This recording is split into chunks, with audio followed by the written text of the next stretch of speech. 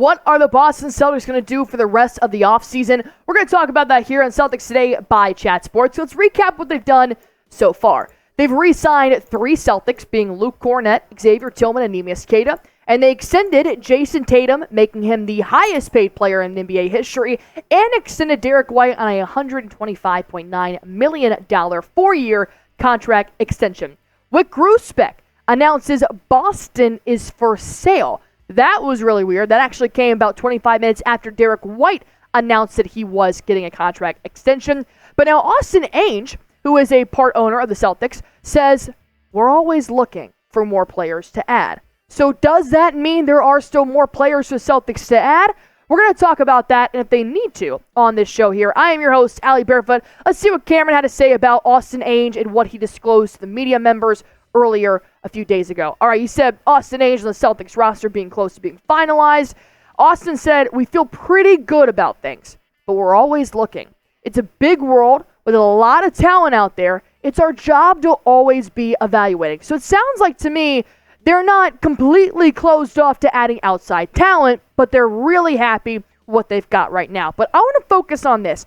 I want to talk about the center position. Why? Kristaps Porzingis. He's rehabbing. He will not be starting the NBA season for the Celtics. He may not make it back until December, which is the latest report here on Kristaps Porzingis. And unfortunately, Porzingis being out until December is still an at least. He could come back in November, January, we're not sure because it's rehabilitation. However, his body responds is when we get our unicorn back in the paint for the Boston Celtics after a very successful surgery. So you got to look at what the Celtics do have at center. They got Horford. I love Horford, but he's 38 years old.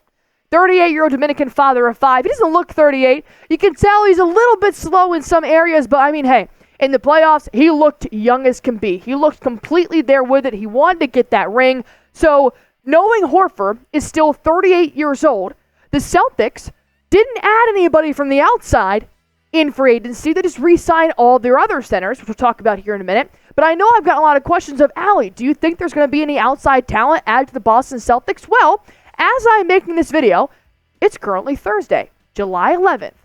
And here are the top 5 free agents that are still left. Shooting guard, point guard, small forward. There really aren't a lot of great bigs out there. And you could look here and say, hey, we could still develop our backcourt. We could still get some depth behind Drew Holiday, Peyton Pritchard, Derek White, Sam Hauser. And I agree, Tyus Jones, Spencer Dinwiddie, a little bit old, Isaac Okoro, I would love that. So, Allie, why aren't the Celtics jumping on these guys in free agency? Here's why. $14 million, $17 million, $1.5 million, but he's kind of washed up. $7.2 million, $30 million. Celtics are looking for a vet minimum player if they do sign anybody. So free agency hasn't really been our friend. Why? We are well over the luxury tax. It pays to win, especially when you've got an over $200 million payroll over the next 3-4 years because you locked up the players you know can get it done. So what did Brad Stevens do with all the genius that is inside of his head? He re-signs what he knows works. If you take a look at the Celtics depth chart now, you got Kristaps Porzingis as your starting center, but not until maybe December. Al Horford will start in place for Kristaps Porzingis. Love this. Then you got Kornet, Tillman, and Queta. Kornet and Tillman were free agents. He signed them on the first day and second day of free agency. Neemias Queta, he was also a free agent, but he was also a two-way player, then signed full contract last year. Boom, signs him right after Queta. He locked up who he knows works. He didn't go out there. He didn't mess with the chemistry. He just said, look, you helped us get a ring. Let's bring you back. Let's bring you back until Kristaps comes back. And I love this move so far. And there are not any good centers left in free agency for a vet minimum. That is my opinion. I do not think there are any guys out there that are worth bringing to a championship contending team. I do not want any other players out there just to pay them for shits and giggles. It's just not what I would like for the Celtics to happen. So you could always trade for a big, for a more experienced big with a little bit more talent than what's out there on free agency market, but I really don't see Brad Stevens doing that. I think they have accumulated the right players for this specific Boston Celtics team under Joe Mazzulla. And if Brad Stevens trades, I will trust it with everything in me because that man is so smart. But I don't think that's in his cards. So, until then, we play without Porzingis. And how do you guys feel about Kristaps Porzingis missing some time? Because he will not play at the start of the 2024-25 NBA season. Are you worried about the Celtics with Kristaps Porzingis missing time? Type Y for yes, type N for no. As always, if you guys want to rep Team USA this summer, 4th of July may have passed, but if you guys still want to rep Team USA for the Paris Olympics this summer, go on ahead, get your shirt. You can rep Jason Tatum. Drew Holiday's on there as well. Tatum's rocking number 10 for Kobe Bryant this summer, which I love. If you want your Team USA gear, go to chatsports.com/Tatum USA. Get this jersey. Looks great. You saw Tatum crossing up SGA in the exhibition match. You know he's going to do a lot more in the Olympics this summer. Going ahead, rep Tatum in all facets. Boston Celtics, Team USA, All-Star, all of that. Get yours in the latest collection at chatsports.com/Tatum USA. This thing is fresh. Work out in it. Go to a bar in it. Go to a Sox game in it. Go to a Boston Celtics game in it. I don't care. Just go grab your shirt. One more time, chatsports.com/Tatum USA. That link will be in the comment section down below under this video. In my opinion, the Celtics don't need to add anybody. I think their Celtics roster looks perfect. Why? Because it's the same roster, just won you a championship. And you can't tell me any different. The Celtics have one roster spot open. That's it. And they don't have to fill that. Especially when the Celtics have such great team chemistry right now.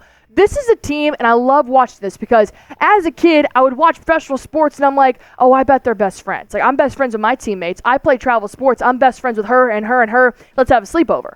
And now when you grow up, you're like, oh, they're on a professional team together. They actually may not be friends. They can literally go to work and then leave and never talk to that person.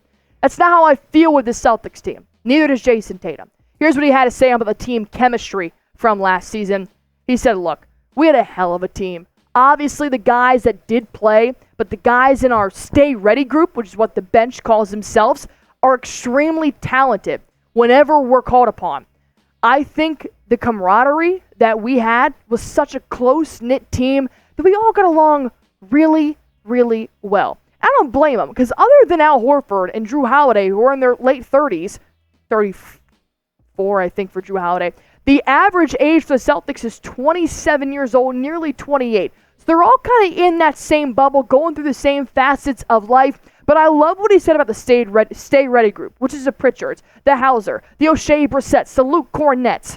I think this year is going to be big for them. I think the starters, they know what they're capable of. I think Sam Hauser and Peyton Pritchard are about to have a phenomenal year that they don't even know if they're ready for yet. Sam Hauser was recently on the Greenlight podcast, and here's what he had to say about being in the Stay Ready group, talking about the camaraderie and the close-knit team, and what he's going to work on this summer.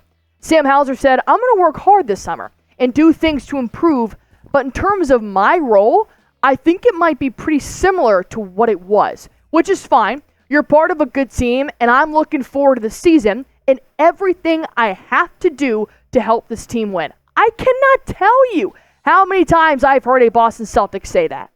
So who is your favorite role player on the Boston Celtics right now? Is it Pritchard, Sam Hauser, Luke Kornet, who dabs whenever he makes a free throw? Is it Al Horford, who I would consider a role player right now? Let me know in the comment section down below, because I think this Celtics team is perfect. They add anybody else? Welcome to the perfect roster.